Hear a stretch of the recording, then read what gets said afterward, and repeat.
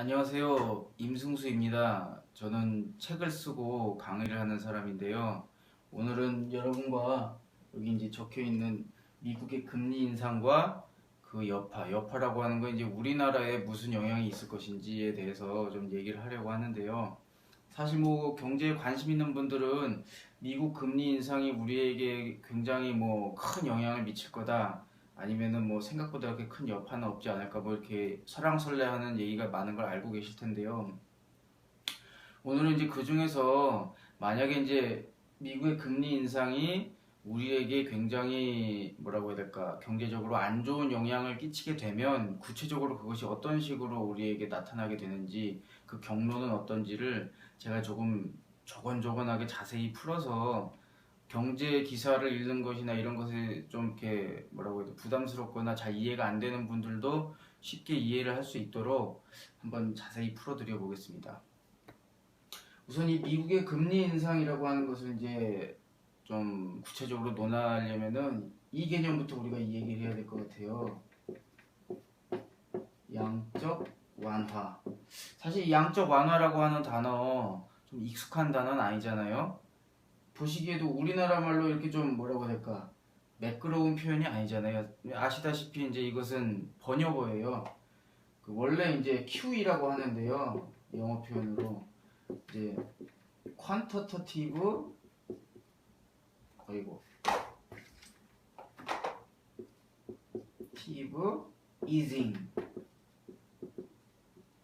약불자 따서 QE라고 하는데 여러분 아시겠지만 이제 퀄러티는 질이고 퀀터티는 양이잖아요. 그러니까 이 퀀터터티브 양적으로 이징 뭔가 느슨하게 해주는 걸 얘기하는 거죠. 이즈의 동명사형 양적으로 뭔가 느슨하게 해줬다는 얘기인데 그럼 무엇을 도대체 양적으로 느슨하게 해줬냐? 바로 달러입니다. 미국에서 이 양적 완화라고 하는 조치, 소위 말해서 달러를 열심히 윤전기 돌려가지고 시중에 풀어가지고 공급하는 행위를 언제부터 이제 하게 됐냐면 여러분 아시다시피 2008년에 이제 미국에서 그 부동산 거품이 꺼지면서 전 세계적으로 굉장히 경제 공황이 왔잖아요. 이제 미국에서도 금융기관들이 다 망할 정도로 굉장히 심각한 상황이 왔던 거예요. 그래서 미국이 그 상황을 어떻게든 좀 벗어나 보려고 뭐라고 할까 최후의 보루? 이 궁여지책이라고 해야겠죠. 그러니까 자국의 돈 달러를 열심히 찍어가지고 망해가는 그 금융기관들에다가도 막 꽂아주고 시중에 어쨌건 경제가 좀 망하지 말고 살아라라고 하면서 막 돈을 찍어서 쉽게 얘기하면 막 공급한 행위를 한 거예요. 그걸 좀 점잖은 말로 QE 양적 완화 달러를 좀 양적으로 느슨하게 풀어줬다 이렇게 이제 얘기를 한 건데 작년 그러니까 2014년 10월 29일에 미국의 연방공개시장위원회 그러니까 우리나라로 치면 한국은행의 금융통화위원회입니다. 거기서 이제 더 이상 양적 완화를 안 하겠다. 양적 완화 종료 선언을 했어요. 그 양적 완화 종료 이거를 더 이상 안 하겠다. 2014년 10월에요. 작년 10월에 양적 완화라는 것을 더 이상 안 하겠다라고 선언을 하면서 뭐라고 얘기를 했냐면 상당 기간을 초저금리를 유지하겠다라고 했어요. 양적 완화를 종료하면서 뭐라고 했냐면 상당 기간 초저금리. 이 양적 완화 돈을 더 이상 찍어서 시중에 공급하는 행위를 하지 않겠다라고 이 종료선을 우선 왜 했을까요? 작년 하반기부터 미국에서 실업률이 감소하고 경제 성장률이 좀 회복되는 듯한 이제 통계 수치들이 좀 이렇게 확인이 된 거예요. 그래서 이제 미국 같은 경우 사실 한 나라에 돈을 찍어가지고 막 시중에 공급하는 행위라고 하는 것은 굉장히 부작용이 있을 수 있는 행위 아닙니까? 그죠? 나라 돈을 막 찍어가지고 뿌린다?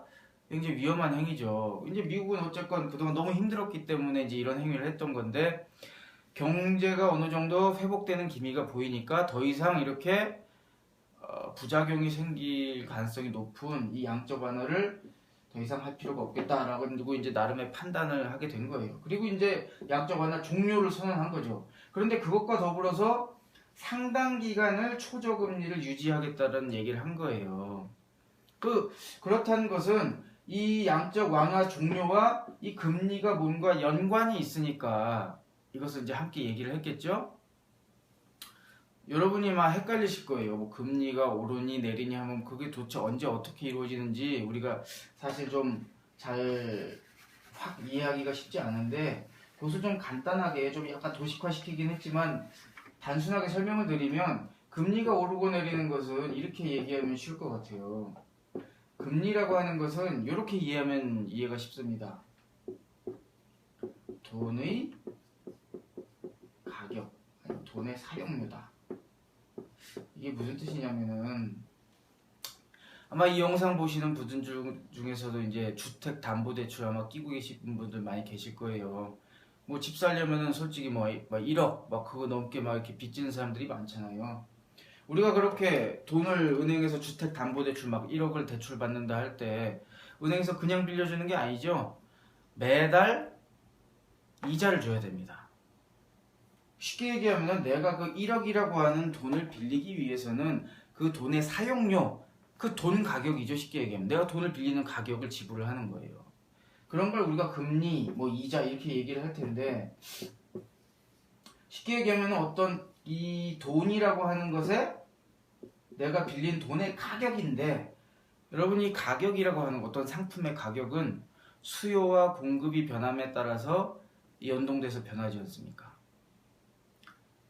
그런데 미국이 아까 말씀드렸다시피 2008년 이후에 여러 차례에 걸쳐서 양적 완화라는 걸 했어요. 쉽게 얘기하면은 윤전기로 돈을 찍어서 살포했다는 얘기예요. 이 얘기인 즉슨 그 기간 동안 양적 완화를 하는 기간 동안 달러라고 하는 상품, 이 돈의 공급량이 어떻게 된 거죠? 확 늘은 거죠. 돈을 막 찍어가지고 뿌리니까 돈의 공급량이 는 거 아닙니까? 그죠? 어떤 상품의 공급량이 확 늘면 그 해당 상품의 가격이 어떻게 되겠어요? 떨어지겠죠. 공급량이 확 느니까.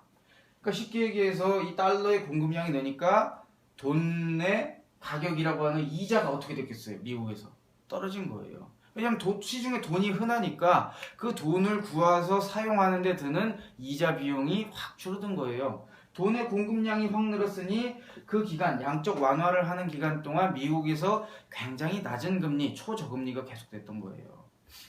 그런데 미국에서 작년 10월에 뭐라고 선언했다고요? 더 이상 양적 완화를 안 하겠다. 쉽게 얘기해서 돈을 찍어가지고 시중에 공급하는 행위를 안 하겠다는 얘기를 한 겁니다. 그럼 향후 이제 어떻게 되겠어요? 미국 돈의 공급량이 줄어들겠죠. 달러가. 그러면 어떤 상품의 공급량이 이번에 줄어들면 그 해당 상품의 가격이 어떻게 되겠어요? 공급량이 준이 상대적으로 점점 올라가겠죠. 그래서 돈의 가격인 이자가 향후 어떻게 되는 거예요? 미국에서 올라갈 가능성이 이제 높은 거예요. 그러니까 정리해서 얘기하자면 미국에서 양적 완화 종료를 선언했다는 것은 향후 미국에서 금리가 어떻게 된다? 올라간다는 얘기를 함축하고 있는 겁니다. 그런데 그때 미국이 뭐라고 발표했다고 했죠? 양적 완화 종료를 선언하면서 상당 기간 초저금리를 유지하겠다는 얘기를 했어요. 그러니까 이 얘기인 즉슨 양적 완화를 종료했으니 향후에 미국에서 금리가 오를 텐데 갑자기 금리가 막 오르면 어쨌건 시장에 여러 가지 안 좋은 영향이 갈 수도 있으니 어떤 특정 기간, 상당 기간, 뭐 영어 표현으로는 for a considerable time이에요. 근데 어쨌건 그 상당 기간 정도는 우리가 기존에 있는 저금리를 유지를 하고 그 정도 어느 정도의 기간이 지난 후에 금리를 이제 상황을 봐가면서 올리겠다 이런 얘기를 한 겁니다. 이제 정리를 하자면 양적 완화가 종료되고 미국에서 조만간 금리가 오른다라고 하는 걸 우리가 알 수 있는 거예요. 그리고 나서 얼마 전에 미국의 연방준비제도 이사회의 의장인 제닛 옐런 씨가 뭐라고 했죠? 올 안에 금리를 올리겠다. 드디어 이제 미국이 양적 완화 종료 조치를 취하면서 구체적으로 금리를 올리겠다라고 이제 책임 있는 사람이 얘기를 하게 된 거예요. 많은 전문가들이 올 9월 그러니까 올 하반기를 이제 구체적으로 이제 미국이 금리를 올릴 시기다 이렇게 보고 있고, 좀 늦어도 내년 초에는 확실히 될 것이다 뭐 이렇게 보고 있는 상황입니다. 그래서 미국에서 조만간 금리가 이렇게 인상이 될 것인데, 그러면 이 미국의 금리 인상이 도대체 우리랑 무슨 상관이냐? 아주 긴밀한 관련이 있죠. 이런 겁니다. 여러분 물은요 높은 곳에서 낮은 곳으로 흐르죠. 돈이라고 하는 것은요 어디서 어디로 흘러요? 금리가 낮은 곳에서 높은 곳을 찾아서 가게 돼 있어요. 그런데 요즘 우리나라 금리가 어때요? 우리나라 금리 역시 초저금리죠. 미국도 계속 우리처럼 이제 저금리였어요. 우리나라처럼 우리보다 오히려 좀 더 낮았죠. 초저금리. 양 나라가 다 이제 초저금리를 유지하고 있는 상황이에요. 사실 여러분이 투자자라고 생각을 해보세요. 미국과 우리나라 만약 투자를 한다. 금리가 비슷하면, 그러니까 이자 쳐주는 게 비슷하면 어디다 투자하시겠어요? 대부분 미국에 투자할 겁니다. 왜냐면 우리나라에 비해서 미국이 뭐 세계 기축통화인 달러를 보유하고 있고 경제 규모도 훨씬 크고 더 선진국이고 하니까 아무래도 더 안정적으로 보일 거 아닙니까? 그래서 우리나라 같이 이제 선진국 대비 조금 뭐라고 해야 될까, 아직 좀 여러 가지로 부족한 나라들은 일반적으로 그런 미국 같은 선진국보다 금리를 좀 더 높게 책정을 해야지 이 뭐라고 해야 될까, 이 외국인 투자자들의 투자가 좀 더 들어올 수가 있는 거예요. 아시다시피 우리나라는 외국인 투자자들이 우리나라의 금융시장에 진출해 있는 정도가 굉장히 높은 나라예요. 주식이든 채권이든 간에. 그런데 지금 우리나라가 초저금리를 유지하고 있는 상태에서 조만간 이제 미국에서 이제 금리가 올라간단 말이에요. 구체적으로. 그럼 어떻게 되겠습니까? 안 그래도 금리 차이가 별로 없는 상황에서 금리 차이가 더 없어지거나 아니면 심지어 역전되는 상황도 벌어질 수가 있단 말이에요. 그러면 이제 그렇게 되면 여러분이 외국인 투자자라고 생각해 보세요. 우리나라에 그래도 금리가 조금 높아서 돈을 묻고 있었는데 미국이라고 하는 좀 더 튼실하고 좀 더 큰 나라가 금리가 향후에 더 올라가면은 어떻게 하겠습니까? 여기에 있는 돈을 이제 여기서는 재미 보기 힘드니까 오히려 미국이 더 재미 보기 좋으니까 여기 있는 돈을 좀 빼가지고 미국에다가 투자할 결정을 하지 않겠어요? 그래서 미국에서 향후 금리가 올라가게 되고 우리가 계속 초저금리를 유지하게 되면 이렇게 우리나라에서 외국인 투자자들의 자금이 탈출해서 금리가 높은 쪽으로 미국 같은 쪽으로 이제 이동을 하게 될 가능성이 생기게 됩니다. 그럼 여기서 우리나라에는 이제 이렇게 외국인 투자자들의 돈이 빠져나가게 되면은 어떤 구체적인 문제가 생기느냐? 두 가지 차원에서 문제가 생겨요. 첫 번째가 외환 보유고고요. 두 번째가 환율이에요. 물론 이 두 가지는 연동이 돼 있죠. 도대체 외환 보유고가 그리고 환율이 어떻게 변화가 생겨서 우리가 힘들어지는 것이냐, 구체적으로 말씀드릴 텐데 우선 외환 보유고부터 한번 얘기를 해보죠. 앞에서 우리 아내가 지금 외롭게 청중 역할을 해주고 있습니다. 지금 왠지 모르겠는데 웃었어요. 왜 웃었어? 또 고맙네요. 아내가 앞에서 들어줘가지고. 제가 지금 지갑을 열고 있죠? 5만원짜리가 4개 있네요. 평소답지 않게 좀 돈이 있습니다. 제가. 여러분이 해외여행을 나가가지고 이 신사임당이 그려진 이 돈을 어느 가게, 예를 들어서 오스트리아에 가가지고 물건을 사면서 이 돈을 줘보세요. 이거 받아요? 안 받죠. 이게 뭐냐고 물어볼 거예요. 오히려. 그런데 미국 돈 주면 받습니다. 오스트리아에서도 달러를 주면. 바로 이런 차이가 있는 거예요. 우리나라 돈이라고 하는 것은 우리나라라고 하는 이 영토를 넘어서면 사실상 제대로 통용돼서 사용되지가 않습니다. 한 나라의 경제적 힘을 측정하려면 그 나라의 화폐가 이 어느 정도의 영토, 화폐 영토라고 표현해야 될까요? 어느 정도의 영역에서 거래가 되는지를 보면 알 수 있는데 우리나라 돈은 아시다시피 세계적으로 인정을 받지 못해요. 그래서 우리나라에서만 이제 쓰게 되는 거죠. 그래서 우리나라 같은 이렇게 세계적으로 통용되는 화폐를 가지지 못한 나라들은요, 어느 정도 외국 돈, 세계적으로 통용되는 기축통화, 달러 같은 것들을 우리나라 안에 보유하고 있어야 돼요. 왜 보유하고 있어야 되냐면, 예를 들어서 우리나라 기업이 다른 나라 기업이랑 무역을 하는데, 다른 나라에서 이제 물건을 수입해 온다고 해봅시다. 우리나라 돈으로 결제해주면 안 받잖아요. 그래서 어떻게 해야 되겠어요? 우리나라 내부에 있는 달러를 환전을 해가지고 그 돈을 갖다가 어떻게 해줘야 되겠어요? 결제를 해줘야 될 거란 말이에요. 이렇게 우리나라에서 다른 나라랑 거래를 하거나 할 때 우리나라 돈이 통용되지 못하기 때문에 어느 정도 외환 보유고를 쌓아놓고 이걸 가지고 다른 나라랑 거래를 해야 되는데, 알다시피 우리가 1998년에 바로 이 외환 보유고가 거의 없어지다시피 해가지고 줄어가지고 어떻게 됐습니까? IMF한테 급히 돈을 빌리면서 사실상 거의 경제가 파탄에 이르렀잖아요. 그래서 지금 우리나라가 어느 정도 외환 보유고를 그래도 안정적으로 보유를 하고 있습니다. 그런데 이제 무슨 일이 생기냐? 이렇게 단시 이제 미국에서 금리가 올라가고 우리나라가 아주 저금리로 이렇게 남아있게 되면은 아까도 말씀드렸다시피 더 높은 금리를 찾아서 우리나라에서 돈을 털고 밖으로 빠져나갈 수 있게 되는 거예요.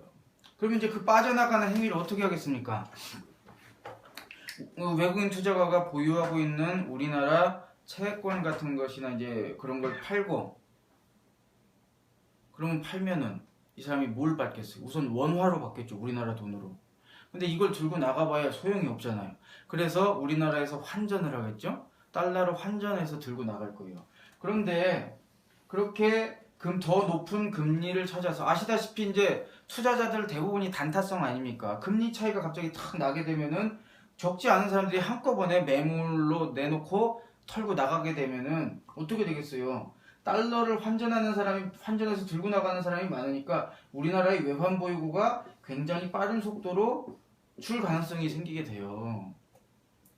그런데 이렇게 외환 보유고가 급격하게 줄게 되면서 여기에서만 그치는 게 아니라 환율이 같이 오르게 됩니다. 왜 환율이 오르냐? 예를 들어서 지금 우리가 1달러에 1,000원 한단 말이에요. 그죠? 1달러를 1,000원으로 바꿀 수 있는데, 아시다시피 이 환율이라고 하는 것도 역시 시장의 이 수요와 공급에 영향을 받게 되죠. 이렇게 우리나라에서 돈 털고 달러 사가지고 나가는 사람이 많다는 얘기는 무슨 얘기겠어요? 외환 시장에서 우리나라 돈을 내다 팔고 달러를 살려는 사람이 많다는 거예요. 그러니 어떻게 되겠습니까? 우리나라 돈 가치는 내다 파는 사람이 많으니 떨어지고 달러 가치가 올라가겠죠. 그러면 결국에 환율이라고 하는 건 어떻게 되겠어요? 1달러에 1,000원 하던 게 1,500원이 되는 거예요. 예를 들어서. 그러니까 우리나라 돈 가치는 떨어지고 달러 돈 가치가 올라갔으니까요. 이걸 환율이 오른다라고 하는 거죠. 그래서 외환 보유고가 줄면서 환율이 오르는 현상이 생기게 되는데, 이 환율이 오르게 되면 또 추가적인 문제가 발생하게 됩니다. 어떤 문제가 발생하냐? 예를 들어서 외국인 투자자가 우리나라에서 10억 원어치의 이 금융 자산을 가지고 있다고 해보세요. 근데 이 10억 원이라고 하는 돈은 1달러가 1,000원을 할 때는 1달러가 1,000원을 할 때는 100만 불입니다. 100만 달러죠. 100만 달러. 그런데 환율이 올라서 1달러가 1,500원이 되면 10억이 얼마가 되냐면 대충 아마 이 정도 될 거예요. 67만 달러가 돼요. 이 외국인은 솔직히 우리나라 돈 10억이 중요하겠어요? 이것의 달러 가치가 중요하겠어요? 당연히 달러 가치가 중요하겠죠. 그런데 어떻게 돼요? 환율이 오르면 오를수록 자기가 가진 이 금융자산, 한국의 금융자산의 달러 가치가 점점 하락하는 상황이 벌어지는 거예요. 환율이 오르면 오를수록. 그러면 여러분이 이 외국인 투자자 입장이라면 마음이 편하겠어요? 불안하겠어요? 불안해지죠. 가만히 앉아가지고 자기가 가진 재산 가치가 줄어드니까. 그러면은 더 환율이 오르기 전에 이 외국인이 어떻게 하고 싶겠어요? 빨리 팔고 청산해서 달러를 바꿔야 될 거 아닙니까? 그래서 환율이 오르기 시작하면 어떻게 되죠? 추가로 매물이 나오게 됩니다. 팔고 빨리 달러로 바꿔야 되니까. 그러면서 어떻게 되겠어요? 추가로 외환 보유고가 더 빠르게 주는 거예요. 그러면 또 환율은 더 빠르게 오르고.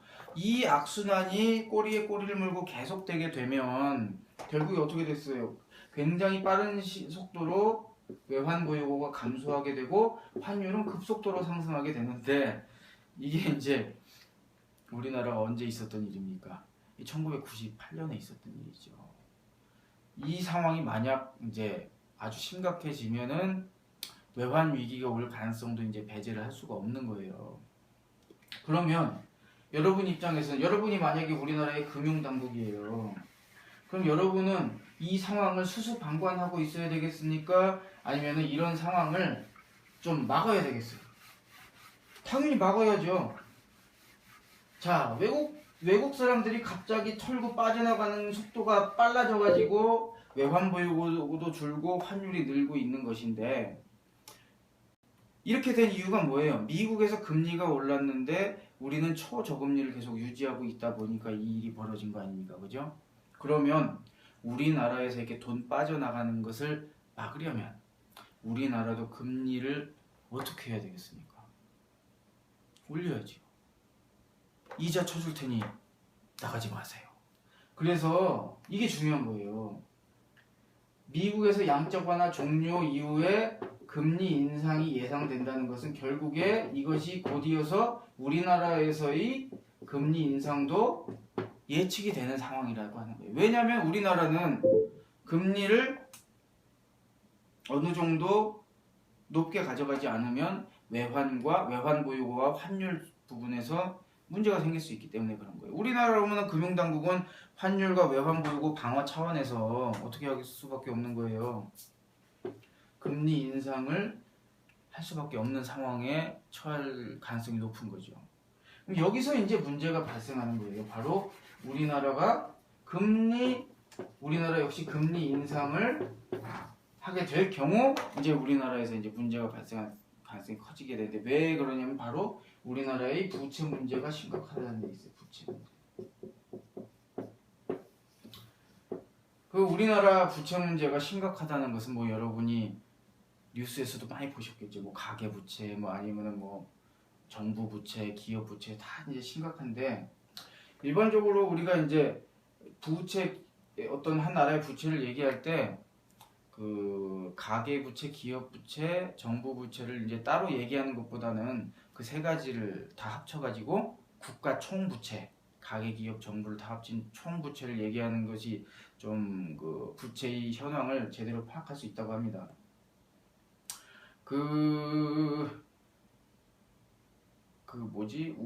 제가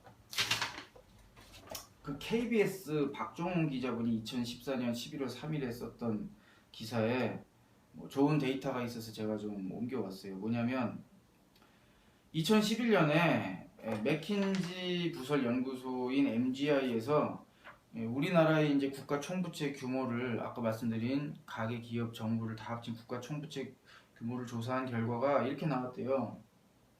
한국의 국가 총부채는 우리나라 GDP 대비, 그러니까 국내 총생산이죠. GDP 대비 3.1배다. 뭐 이렇게 얘기하면 사실 어느 정도 심각한 건지 잘 감이 안 오죠. 좀 비교를 해본다든지 해야지 알 수 있을 텐데, 그 기사에 이 얘기가 있더군요.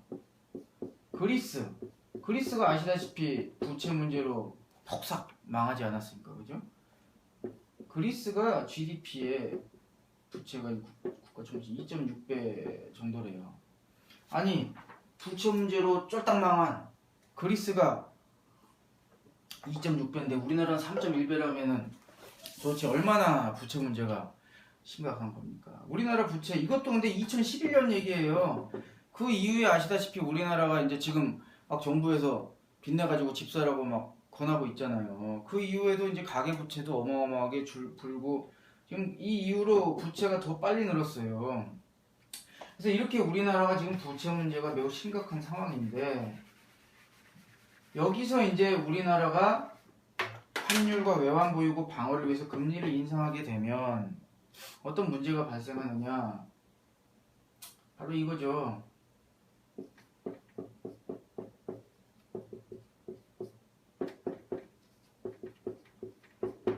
여러분 아시겠지만 이제 변동금리, 고정금리, 우리나라 대출의 상당 부분이 대부분 고정금리가 아니라 변동금리입니다. 100을 전체로 봤을 때 75대 한 25 정도 된다고 그래요. 원래는 거의 뭐 99대 1 이랬었는데 그나마 정부에서 고정금리를 좀 정책적으로 권하다 보니까 요 정도 비율이 된 거예요. 그래도 아직 변동금리가 훨씬 세죠. 대출 중에서. 이 변동금리란 건 뭐 잘 아시겠지만 시중의 금리가 올라가면 내가 내야 될 이자가 오르는 거예요. 고정금리는 시중의 금리 변동과 무관하게 내가 내야 될 이자가 이제 고정적으로 가는 것이고, 보통 금융기관에서 뭐 가보신 분들은 알겠지만 이제 변동금리를 많이 권해요. 왜 그러냐면은 금융기관 입장에서 생각을 해보자면, 만약에 금융기관에서 대출자들한테 고정금리로 다 돈을 빌려줬다고 한번 해봅시다. 그러면은 시중 금리가 어떻게 되든 간에 이 은행 입장에서는, 대출기관 입장에서는 그 대출자들한테 꾸준히 받는 돈이 변하는 게 아니잖아요. 근데 그 상황에서 시중 금리가 올라갔어요. 그럼 예금주들한테, 은행 입장에서는 예금주들한테 줘야 될 또 금리가 있잖아요. 그거는 은행 입장에서는 비용이죠. 시중 금리가 올라가면 이 예금주들한테 줘야 될 금리도 올라갈 텐데, 그러면 대출자들한테 받는 돈이 이 은행의 수익이잖아요. 거기서 예금주들한테 줘야 될 금리가 올라가면 더 많이 줘야 될 테니 받는 건 일정한데 더 많이 비용으로 가면 은행이 가져가는 몫이 줄겠죠. 그래서 보통 대출자들한테 이제 금융기관이 변동금리를 많이 권하는 이유는 이런 시중 금리 변동의 리스크, 위험을 은행이 떠안는 게 아니라 누구한테 떠넘기는 겁니까? 대출자들한테 이제 전가하는 행위인 거예요. 우리는 손해보기 싫다. 근데 이제 누가 갑이에요? 돈 빌려주는 사람이 갑이지. 안 빌려주면 끝 아닙니까? 그래서 보통 대출을 받는 사람들이 변동금리를 많이 받게 되는데, 그러니까 쉽게 얘기하면 시중 금리가 이제 우리나라에서 금리가 오르게 되면 이 사람들이 내야 될 이자가 오르는데, 어디서부터 타격이 오기 시작하냐면은 이 다중채무자들부터 타격이 오기 시작하죠. 다중채무자라고 하는 것은 빚이 여러 개 있는 사람들을 얘기하는 거예요. 한두 개가 아니라. 제가 예전에 사회면 기사에서 일가족 3명이 안타깝게도 이제 스스로 목숨을 끊었던 그 가족 얘기를 본 적이 있는데, 그 가족이 집이 15채 있는 집이었다고 나왔잖아요. 그때 여러분 아마 기억하실 거예요. 근데 집이 15채 있는 분들이 왜 도대체 그렇게 비극적인 선택을 하느냐. 제가 그 기사를 보니까 대충 그런 거더만요. 이분들이 이제 경매로 집 하나를 이제 싸게 이렇게 구입하면서, 경매로 그 집을 구입할 때 어떻게 구입한 거냐면, 이제 그거 명의를 자기가 이제 그 경매 인수 받으면서 그거를 소유권이 이제 자기한테 있으니까 그거를 은행에다 담보를 잡혀가지고 어떻게 한 거예요? 돈을 빌려서 그 돈을 보태가지고 그 집을 산 거예요. 자기 돈 좀 보태가지고. 그러니까 이제 처음에 이 집을 살 때 기본적으로 빚이 생기죠. 이거를 담보 잡혀가지고 빚을 내가지고 집을 샀으니까. 그런 다음에 요 집에다가 몰라요? 전세를 놓는 거죠. 전세를 놓으면 어떻게 돼요? 집값의 일부가 목돈 형태로 이 사람한테 다시 돌아오잖아요. 그럼 그 돈을 가지고 또 뭘 해요? 경매에서 경매에서 집 하나를 더 인수하는 거예요. 그런데 좀 모자랄 거 아닙니까? 전세니까 아무래도. 그러면 또 거기다가 담보대출을 껴가지고 자기 전세 대금에다가 또 합쳐서 어떻게 하는 거예요? 또 인수를 하는 거죠. 그러면 이제 또 집이 생기죠. 그 다음에 그 두 번째 집에다 또 뭘 놓겠어요? 또 몰라요. 아니 대답해봐요. 몰라요. 전세. 맞아요. 전세를 놓죠. 이렇게 해가지고 계속 이런 식으로 돌리면 그 건건이 다 대출이 있을 거 아닙니까? 그래서 집이 15채인데 막 부채도 15개 있었을 거예요. 그런데 금리가 인상되면 그중 대부분이 변동금리로 아마 했을 텐데, 금리 15개, 자기가 가진 부채 15개 이자가 다 한꺼번에 오르는 거예요. 그럼 이제 감당이 힘들겠죠. 이 다중채무자들이 금리가 한꺼번에 다 오르니까. 그러면은 이 사람들이 어떻게 해야 되겠어요? 너무 이제 이자를 부담하기 힘드니까 자기가 가진 집을 어떻게 해야 되겠어요? 어떻게 해야 되겠어? 처분해야 되는 거죠. 빨리. 이자를 부담하기 힘드니까. 그래서 금리가 우리나라에서도 오르기 시작하면은 어떤 일이 벌어지냐면 이렇게 부채를 여러 개 낀 사람들의 어떤 부동산, 집이나 이런 것들이 매물로 급히 나오게 됩니다. 급매로 나오게 돼요. 왜냐면 자기가 미치겠거든. 이자 비용 때문에. 그럼 급매로 뭘 내놓을 때 이 지금 시장 가격으로 내놓을 수가 없잖아요. 빨리 팔아먹어야 되니까. 팔아서 돈 회수해야 되니까. 그러니까 이제 결국 이렇게 매물로 나오고 급매로 나오면서 어떻게 되는 거예요? 그 부동산 가격, 집값이 떨어지기 시작하게 되는 겁니다. 그런데 이렇게 구체적으로 집값이 이제 떨어지기 시작하는 시점에서 이런 다중채무자들이 아니라 일반적으로 이제 자기 살 집을 마련한 사람들에게도 타격이 오기 시작하는 거예요. 어떤 식으로 타격이 오기 시작하냐? 바로 LTV 문제입니다. 담보 인정 비율이라고 하죠. 잘 모르시는 분들을 위해서 좀 설명을 드리면 LTV라고 하는 것은 뭐의 약자냐면은 Loan to Value Ratio예요. 그러니까 여기서 LTV를 따서 한 건데 여기서 이제 value는 이제 영어로 가치라는 뜻 아닙니까, 그죠? 그러니까 쉽게 얘기해 내 집의 가치, 집값이라고 보면 돼요. 집값. loan은 대출이죠. ratio는 뭐예요? 비율이에요, 비율.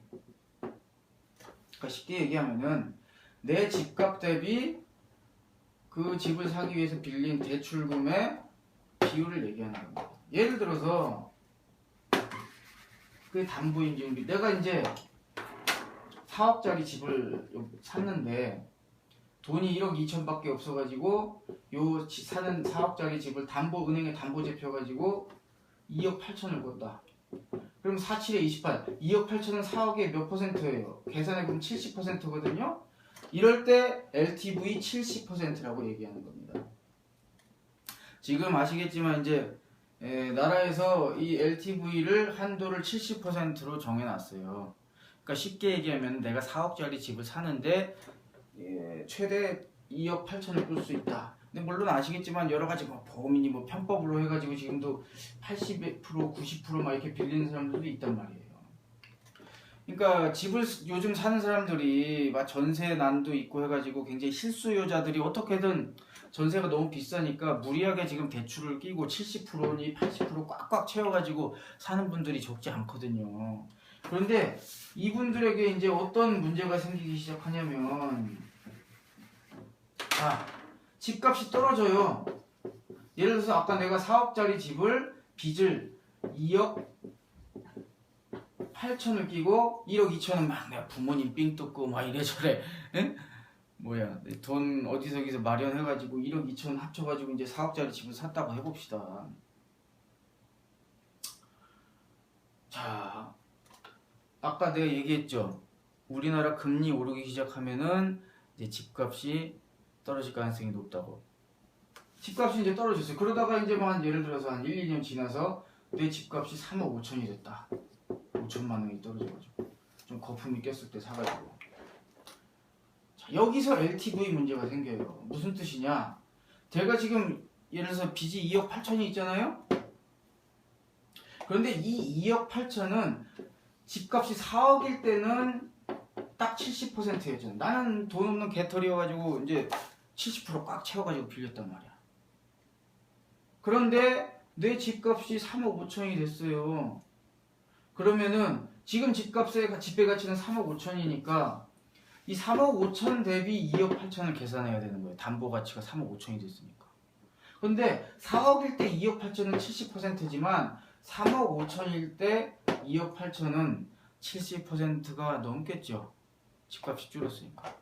그러면 이제 어떻게 최악의 경우 어떻게 되냐면 은행에서요 요 70% 비율을 법적 비율을 맞추기 위해서 대출금을 이제 회수를 합니다. 요 3억 5천만 원의 70%를 맞추기 위해서 아마 계산해 보면은 2억 8천 중에서 3,500만 원을 토해내야 될 거예요.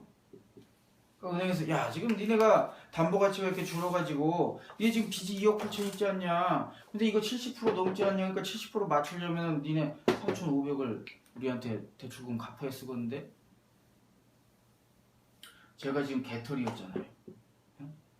부모님 삥 뜯어가지고 1억 2천 마련하고 돈 없어서 2억 8천 꽉꽉 채워서 4억짜리 집 샀는데 지금 내 3,500 있어요 없어요? 없죠. 그럼 나 또 집 어떻게 해야 돼? 결국에 이 돈 없으면 집을 어떻게 해야 돼? 집 팔아가지고 이거 갚아야죠. 그래가지고 집값이 하락하기 시작하면서 이렇게 담보 여력이 약화돼가지고 자기가 도저히 이제 어떻게 되는 거예요? 이 LTV 비율 맞추기가 어려워가지고 추가로 집을 팔려고 또 내놓는 사람들이 추가로 발생하게 되면 또 추가로 집값이 어떻게 됩니까? 추가로 또 떨어지죠. 그러면 또 담보 여력이 추가로 약화돼서 추가로 또 집을 내놓는 사람들이 생기고 이 악순환이 계속되다 보면요 집값이 굉장히 빠르게 하락할 가능성이 높아요. 근데 여기서 또 추가로 무슨 문제가 생기냐? 골 때리는 문제가 생기죠. 자 보세요. 지금 사람들이 다 뭘 원하고 있어요. 이 사람들이 집 파는 사람들이 집을 빨리 팔아서 현금을 확보해가지고 요 현금을 은행에 갚으려고 하고 있잖아요. 대출금을. 자 너도 나도 현금을 원해요. 돈을 원한다고. 돈을 구하려고. 돈이라고 하는 상품을 구하고 있어요.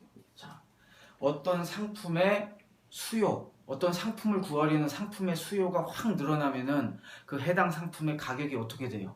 가격이 어떻게 돼요? 어떻게 돼요? 왜 대답을 안 해요? 응? 어떻게 돼? 오르죠? 응? 너도 나도 돈을 구하겠다는 사람들이 많아지니까 돈 가격이 올라요. 아까 내가 돈의 가격이 뭐랬어요? 이자라고 했죠? 금리가 어떻게 된다는 얘기예요? 금리가 급등할 가능성이 있다는 거예요. 왜냐면 너도 나도 현금 찾아가지고 갚으려고 현금하고 있으니까 돈 가치가 올라가는 거예요. 돈 구한 사람이 많으니까. 그래서 여러분 IMF 때 기억하실 거예요. 금리 어마어마하게 올랐잖아요. 물론 그렇게 오르게 하겠냐마는 어쨌건 지금 초저금리를 이렇게 계속 유지할 수는 없다는 거죠. 금리가 굉장히 단시간에 빨리 오를 가능성도 배제할 수가 없어요. 그럼 어떻게 되겠어요? 추가로 시중금리가 더 올라갈 테니 이제 빌린 사람들이 더 이자 내는 게 더 힘들어질 것이고 그러면서 이제 더 악순환에 빠지게 되는 거예요. 그러면서 어떻게 되는 거죠? 우리나라 가계부채 문제가 폭발할 가능성이 높아요. 굉장히 사실은 물론 제가 예언자는 아니고 100% 이렇게 된다라고 누가 장담하겠습니까마는 이런 시나리오를 배제할 수가 없는 상황이에요. 굉장히 진지하게 상황을 주시하는 사람들이 이 시나리오의 개연성이 적지 않다라고 많이 얘기하고 있어요. 여러분들 입장에서는 어떻게 하셔야 되겠습니까? 이 상황이 벌어질 가능성을 무시하지 않고 이것에 대비를 해야 되지 않겠어요? 그래서 사실 부채 문제가 심각하신 분들은 미리미리 좀 준비를 해두실 필요가 있어요. 이렇게 미국 양적 완화 종료 이후 미국에서 금리가 올라간다는 것은 그 금리 오르는 것이 우리나라의 금리 인상을 부추기게 되고 그것이 우리나라 지금 힘든 이 부채 상황을 폭발시키고 부동산 가치 하락을 일으킬 가능성이 굉장히 높은 상황인데 이것이 이제 가계부채가 파탄이 나서 서민 경제가 굉장히 힘든 상황에 빠질 수가 있다라고 이제 말씀드릴 수 있을 것 같습니다. 그럼 여러분이 이해가 잘 안 되실 거예요.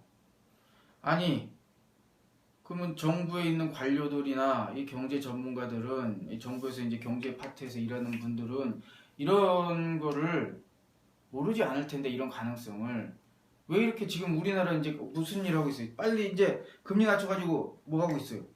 집 사십시오 하고 있잖아요. 금리 낮으니까. 왜 이렇게 부채 문제를 조절을 안 하고 오히려 부채를 더 키우고 있는 그런 제도를 정책을 쓰고 있을까? 요 컵이 헬로키티라고 지금 웃는 분들이 계신 것 같아요. 제 컵이 아닙니다. 우리 딸들이 헬로키티에 완전 환장을 하고 있어요. 이거 제가 그냥 들고 제가 헬로키티를 좋아하는 건 아니에요. 저 이상한 사람 아니에요. 지금부터는 그냥 소설이라고 들으세요. 뭐 여러 가지 이유가 있겠죠. 지금 왜 이렇게 이제 정부가 초저금리로 대출을 권할까? 뭐 여러 가지 이유가 뭐 경기 부양 이유도 있고 여러 가지 이유가 있겠지만 저는 이런 이유도 있지 않을까 싶은데 뭐냐면 지금 여러분 미분양 심한 거 아시죠? 아파트가 안 팔려요. 지원하는데 특히 지방이 심하죠. 미분양. 이 미분양 사태를 해결하기 위한 측면이 커요. 미분양이라고 하는 게 뭡니까? 이 건설사들이요 아파트를 지어놨는데 안 팔리면요 환장하는 거예요. 왜 환장하냐? 건설사들도 지 돈으로 짓는 게 아니에요. 들어보셨나? 프로젝트 파이낸싱 PF라고 하죠. 용어가 굉장히 고상한데 쉽게 하게 건설사들도 이제 은행권에서 빚 내가지고 그 돈으로 집 짓는다는 얘기예요. 그래서 얘들이 그 빚을 갚아야 될 거 아니에요. 그러면 빨리 집을 팔아가지고 파란 돈으로 이제 은행에다가 빚 메꾸고 자기들 돈 버는 건데 지금 집을 지어놨는데 집이 안 팔려요. 그러면 이 집을 한번 지으려면 은행에서 어마어마한 돈을 빌립니다. 건설사들도요. 아파트 뭐 대단지로 지으면. 그럼 이게 이자 비용이 막 하루만 해도 막 몇 억씩 나가고 그래요. 그러면 이게 집은 안 팔리는 상황에서 계속 이자만 물면 건설사가 어떻게 되겠어요? 꼴가닥 넘어가는 거예요. 그래서 아마 건설사들이 정치권에 민원 많이 낼걸요. 여기저기 정치권이나 막 정부 쪽에. 여러분 아시잖아요. 그쪽 사람들과 이게 친한 거, 응? 뭐 여러 가지로 엮이지 않겠습니까? 뭐 돈도 받았을 수도 있고, 응? 돈 가는데 마음 가는 거 아니에요. 막 뇌물도 받을 수 있는 사람도 있을 거고. 이번에 보면 그 성완종 리스트 보면은 장난 아니잖아요, 그죠? 그러니까 막 그 여러 가지로 로비를 하겠죠. 제발 미분양 좀 털게 해주십시오. 이것 때문에 미치겠습니다. 예? 그 어떻게 해서요? 돈 받았으면 들어줘야지. 어떻게 하는 거예요? 그 미분양을 해결되도록 도와줘야 되는데 미분양이 해결된다라는 거는 국민들이 그 집을 사줘야 되는 거잖아요. 근데 여러분 지금 돈 있어요? 집 살 돈? 우리 국민들 지금 돈이 어디 있어요? 다 지금 힘들어 죽겠는데 국민들이 돈이 없는데 돈 없는 국민들한테 집을 팔아 넘기려면은 그 국민들이 지도가 돈이 없는데 집을 살려면 결국에 무슨 돈으로 사야 돼요? 대출 받아 사야지. 근데 국민들이 대출을 쉽게 받으려면 이자가 비싸야 돼요? 싸야 돼요? 이자가 엄청 싸야지. 대출 금리가 싸야지 돈을 빌려가지고 집을 살 거 아닙니까? 그래가지고 금리를 아주 낮게 가져가는 거예요. 미분양 털려고. 그럼 이제 어떻게 되는 거예요? 국민들이 자기는 돈이 없지만 어쨌건 전세난도 오고 막 이래가지고 막 은행에서 돈을 꿔가지고 그 돈으로 사면 그 돈이 누구한테 들어가요? 건설사로 들어가죠? 그럼 건설사는 어떻게 하겠어요? 자기 먹고 은행에다가 돈 갖고. 그럼 은행은 그동안 위태위태했던 그 부실 채권들, 저 건설사가 넘어가면 어떡하나 이런 것들을 다 그 돈으로 어떻게 막는 거죠. 그러니까 건설사도 숨통 트이고 은행 금융권도 부실 채권 될 것들이 막는 효과는 있는데 그러면 그런 미분양의 리스크, 위험은 결국에 누가 샀다고 하는 거예요? 국민들이 대출 받아가지고 산 형태로 위험이 없어진 게 아니라 폭탄 돌리기 전가된 거예요. 사실 지금 이런 무분별한 이런 어떤 정책은 되게 저는 위험한 수 있다라고 보고 있어요. 그럼에도 불구하고 이 정부가 계속 추진하는 이유는 사실상 정부가 누구를 더 의식하느냐, 다수 국민들의 어떤 이런 위험한 상태에 빠지는 것을 더 우려하느냐, 아니면은 소수의 이 건설 자본가들, 이 건설업자들이 힘들어지는 것을 더 중시하느냐, 어느 쪽에 정책의 방점이 찍혀 있고 어느 쪽에 더 마음이 가느냐에 달려 있냐인데 이제 지금 정책 보면 어디 마음인지는 아시겠죠. 그래서 여러분이라도 지금 이 상황에서 현명하게 대처하셔야 됩니다. 오늘 얘기가 좀 길어졌는데 반응이 좋으면 제가 다른 또 제가 할 수 있는 얘기들 많이 동영상으로 풀어놓겠습니다. 재밌게 들으셨어요? 이걸로 오늘 얘기는 마치겠습니다.